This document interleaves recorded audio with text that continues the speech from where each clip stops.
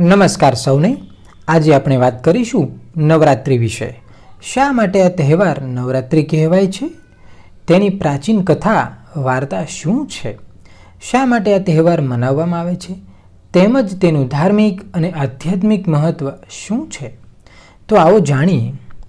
દેશભરમાં અને ખાસ કરીને ગુજરાતમાં નવરાત્રિનું આગવું મહત્વ છે। શક્તિના ઉપાસકો 9 દિવસનું વ્રત ધારણ કરીને નવરાત્રિ દરમિયાન ગરબા દ્વારા શક્તિની ઉપાસના કરે છે।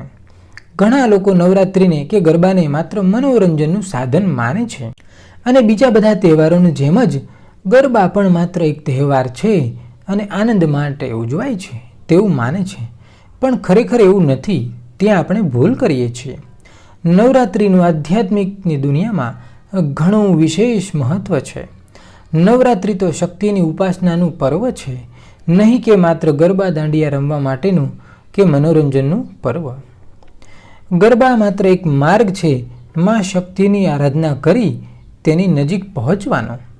પ્રાચીન વૈદિક પરંપરામાં નૃત્યનું મહત્વ વર્ણવવામાં આવ્યું છે।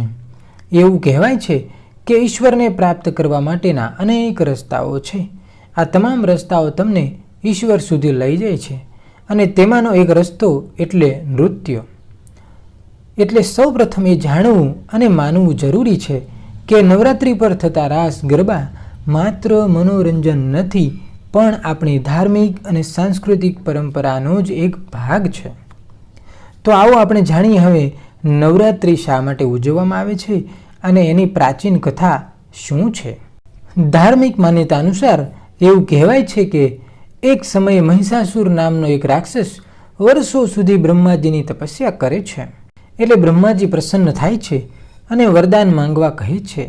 તો મહિષાસુર અમર થવાનું વરદાન માંગે છે, પણ એ પ્રકૃતિના નિયમ વિરુદ્ધ હોવાથી અન્ય વરદાન માંગવાનું બ્રહ્માજી કહે છે। ત્યારે તે રાક્ષસ વરદાન માંગતા કહે છે કે મને એવું વરદાન આપો કે મને કોઈ દેવ, દાનવ કે માનવ મારી ન શકે, એટલે કે મારું મૃત્યુ એમના હાથે ન થઈ શકે। મારું મૃત્યુ માત્ર કોઈ સ્ત્રીના હાથે જ શક્ય બને। બ્રહ્માજી મહિષાસુરને વરદાન આપે છે, પણ સમય જતાં મહિષાસુર રાક્ષસોનો રાજા બની ગયો અને દેવતાઓ પર આક્રમણ શરૂ કર્યા। દેવતાઓ એકજૂટ થઈને લડ્યા, પણ મહિષાસુરને પહોંચી ન શક્યા।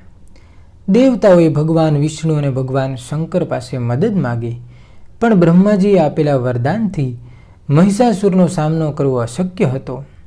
તેથી ભગવાન વિષ્ણુ સહિત અન્ય દેવતાઓએ આદિશક્તિની આરાધના શરૂ કરી।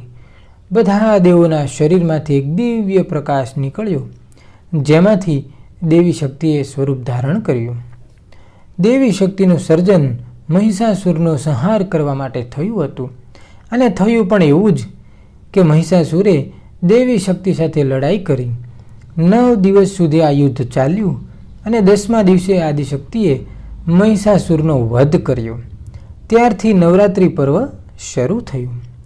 નવરાત્રિના 9 દિવસ પૂર્ણ થયા બાદ વિજયાદશમી પણ ઉજવવામાં આવે છે। વિજયાદશમીના દિવસે મા આદિશક્તિએ મહિષાસુરનો સંહાર કર્યો હતો અને તે જ દિવસે મર્યાદા પુરુષોત્તમ ભગવાન શ્રી રામે પણ રાવણનો વધ કર્યો હતો। આથી વિજયાદશમીને અધર્મ પર ધર્મના વિજયની ઉજવણી સ્વરૂપે મનાવવામાં આવે છે। આમ નવરાત્રિ એ અધર્મ પર ધર્મના વિજયની ઉજવણી મા આદિશક્તિની ઉપાસના કરવા માટે મનાવવામાં આવે છે। તેથી નવરાત્રિ એ ભક્તિભાવથી, શ્રદ્ધાથી અને મર્યાદામાં રહીને ઉજવવામાં આવે તો જ મા આદિશક્તિ આપણા પર રાજી થશે અને આપણે આપણી સંસ્કૃતિને જાળવી શકીશું। જય માતાજી।